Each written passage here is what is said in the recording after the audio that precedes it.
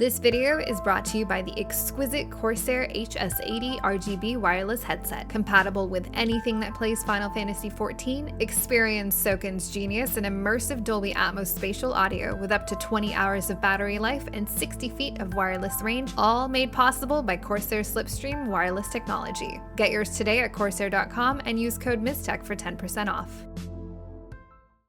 Hi everyone, welcome to the visual guide for the Minstrel's Ballad, Hydaelyn's Call. This is the second extreme trial made available by patch 6.0 in Final Fantasy XIV Endwalker. Not to make light of the situation, but it's crystal clear that you can wave goodbye to the days when you lacked the conviction to clear, as you now bask in the glory of this guide's radiance. My name is MIZZTEQ, and I'll be your trial guide. We begin with Hydaelyn's Radiance, a heavy-hitting raid-wide AoE blast. Shield and heal as necessary. This attack will occur throughout the encounter, but its name will change based on what weapon she currently has active. The mechanic is still the same, so whenever you see a Radiance attack, be ready with those shields and heals. Shining Sabre will target a random player for a massive hit. All players will need to stack up to share this damage. Throughout the encounter, Hydaelyn will cast CRYSTALLIZE, and players will need to pay attention to the element being used, as this will determine the type of attack to occur soon. Water, indicated by the visual and audible bubbles, will require players to split into two light parties, as each healer will be targeted for massive shareable damage. Ice, indicated by the icicles and Shiva-like sound effects, will require players to spread away from one another. Earth, indicated by the brown earthy effects, will require all players to stack together to share the damage. This mechanic is often, but not always, paired with Hydaelyn swapping her weapons. There is no cast bar for this, and the only indicators are the colored icons encircling the boss. The green staff indicates that the players will need to move away from her to avoid the incoming point-blank AoE attack. The red chakrams indicate that players will need to stand inside of her hitbox to avoid the incoming room-wide donut attack.